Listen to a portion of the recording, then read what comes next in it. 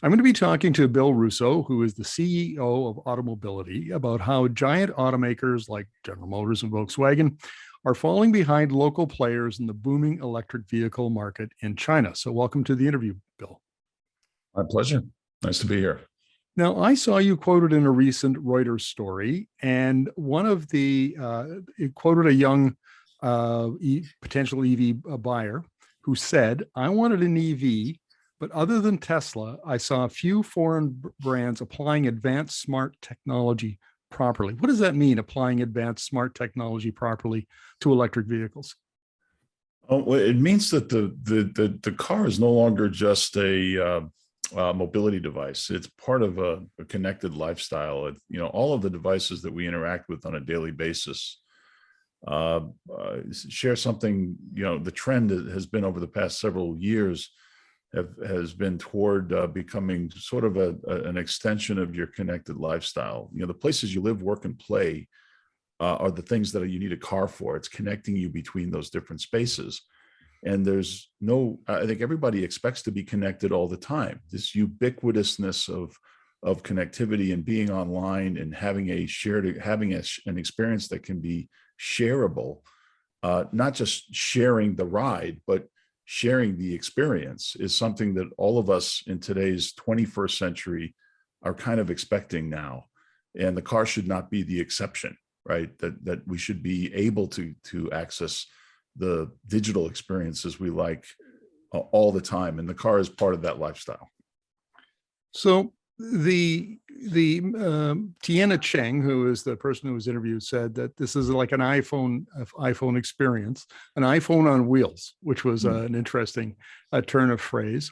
Right. And why are the Chinese manufacturers so far in front of manufacturers like GM and Volkswagen? Well, the fascinating thing about being in China, living there for the past 18 years, is I've watched it go through this transformation toward digital. It's a large market. It was always it became the largest automotive market in the world, but it's been the largest internet economy. The consumption of internet and internet-related services really took off with the advent of the smartphone. Right as the iPhone and products like it became popularized, it basically touched everyone's life in a very fundamental way. And people basically started living much more convenient lives by being able to do things online, social media, consumption of food, really obsolescence of cash, right? It's a cashless society in China. You expect the convenience of internet-based services with you all the time. And again, I think the idea of being ubiquitously connected is really, it's an expectation of individuals in China. We didn't have to give up a legacy of a habit of consumption that was in the analog world when the digital world became available, and the car becomes an extension of that lifestyle. The connected mobility experience becomes an extension of that lifestyle. There's a lesson that we've learned from the iPhone and smartphones in general, Bill, and I wonder if we can apply here. And that is that consumers will pay more, and in the case of a smartphone versus a flip phone, a lot more, if they perceive that it provides value. Right. And too often in North America, we're fixated on this idea that EVs have to have price parity with internal combustion engine cars before they'll pick up and sales will go up in a big way. But it seems to me that that argument misses out the value proposition here, and that EVs can provide a lot more value. And this experience in China seems to bear that out. Well, absolutely. I think first of all, when you look at the market embrace of smartphones in China, it really was not a top down, it was a middle out, right? It was the young that convinced the old. Right. The internet was a relatively recent introduction. Most people did not own desktop computers. They became connected to the internet through the mobile device, and the internet economy grew up around convenience services dispensed through an app. Right. And we want that as part of our lifestyle. Those of us who live in China have experienced, if you were there pre-smartphone, you experienced a world that was much less convenient than the one that we live in now. where you pretty much have access to anything you need through your app based interface. The car now as tech, think of the car not as a pure mobility device, but as a technology device. That expectation of having digital services presented to you on that screen in your vehicle, having the ability to talk to or communicate with in Chinese an app ecosystem that you're familiar with, that knows who you are. One of the companies, Neo, actually has a feature in the car. It's a chatbot. You can speak to it. It's actually called Nomi, N-O-M-I, but the word in English, know me, tells you everything you need to know about how the internet world thinks.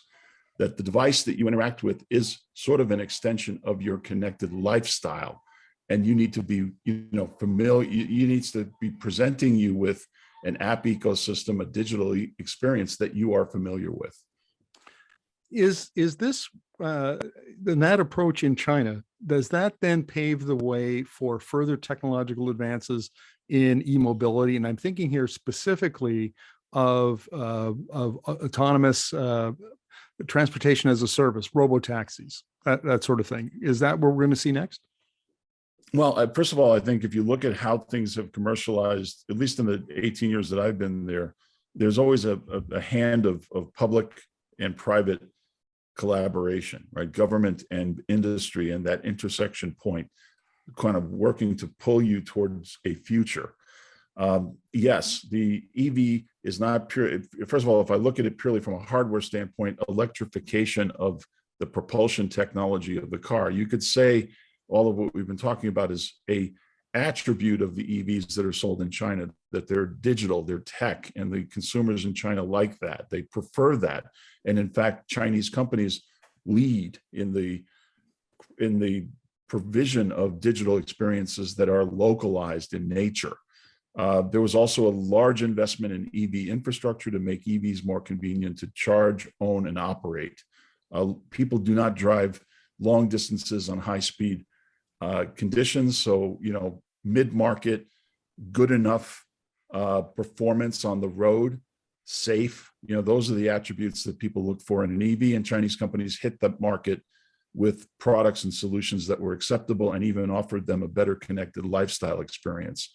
On the autonomous driving, you'll see a similar heavy investment in infrastructure to link the vehicles that are being deployed in services. And more people in China are actually served by mobility than actually own the hardware, right? It's the deployment of cars into fleets for people movement, as well as goods movement and delivery of goods to your door. The internet economy is in the business of e-commerce. The internet economy is in the business of ride hailing. They've invested in these companies. They will be the ones to accelerate the commercialization of these technologies. Are other big automakers, and we talked about GM and Volkswagen, but there are plenty of others. Are they learning from the Chinese experience? I think you've got to get through denial before you get to acceptance. And I think most sort of grew up in China during the period where foreign brands dominated the retail market. And for a long time, traditional automakers, let's call them classic automakers, companies who lived during the internal combustion engine, ICE era, whose value proposition and brand identity was born out of the product attributes. They're not digital natives. They don't understand how to make money from the movement. They make money from the sale of the asset. And their optimization point is filling a factory with products that individuals who purchase them, get the freedom of mobility, but the penalty they pay is they purchase and own an underutilized asset. The productivity of the asset as a mobility platform, as a digital platform, as an energy storage device, all of the economy that surrounds that is not in the business model scope of the traditional automaker.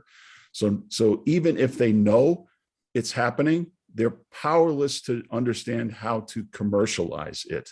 And that's the sad fact that the automotive industry is having to grapple with, is even though I know the world is changing and it's away from my core business model strength, I don't really have a way to make money at it. Therefore, I reject it as an inconvenient truth. Does that mean that the Chinese market is going to drive the evolution of the global EV industry, or is it an island unto itself and the other automakers will just merrily go on their way doing things as you just described? Great question. I think my belief was in a globalized world that the former would be true, that the automakers would see China as a market that might be an exceptional market, but that could potentially have blowback to their home market, right? That as China led the world toward EV commercialization, which it has, that the same would be true for AV commercialization, and that would have a blowback effect, that what happens in China would not stay in China, unlike Las Vegas, right? That it would eventually come to the rest of the world. I'm not as sure that that's the scenario that the world is headed toward, given the recent developments with, I would say, decoupling and bifurcation and really isolation of China in the post-COVID world. China's kind of voluntarily isolated itself in the last 2 to 3 years and doesn't seem to be coming out of that island mentality. And if you want to really be disruptive to your own market, that's fine. You have your market to yourself, but there's the whole world here that's in play. And if you don't open up, if you don't allow the cross-pollination of ideas to spread between China and the rest of the world, then the bigger opportunity will have been missed, which is the transformational nature of what China means to the commercialization of mobility technology in the rest of the world. And we're seeing a little bit of movement on this front from other automakers. For instance, Ford is bringing in commercial services for businesses so that they can track their vehicles and provide data and do the analytics and make themselves, make their operations more efficient. But these almost seem like little one-off opportunities as opposed to business model transformations. Yeah, I think these are cherry picking the ideas that you think you have the ability to address. That you have products and solutions that could learn from, in fact, be inspired by what you see happening in China, and then be reverse engineered or reverse innovated back to your home market. That is a thing, right? Reverse innovation. You see it happening elsewhere, you bring it back. China's done it very well. I think look at the whole smartphone development and the cashless society. China didn't invent the QR code or the smartphone, yet they've been able to, virtually obsolete cash by applying the technology for their particular use case. I think foreign companies can do the same and take the best of ideas. I mean, you're starting to see it now with the use of lithium iron phosphate, battery chemistry, or even the deployment of battery as a service business models, which NIO has popularized with battery swapping. You'll see more of these ideas come back. You might even see Chinese companies establishing beachheads in businesses outside of China. But given the geopolitical environment that we're in, I think we're probably going to be seeing less of that than would have otherwise occurred. Well, Bill, fascinating insights. Thank you very much for this. Right. My pleasure.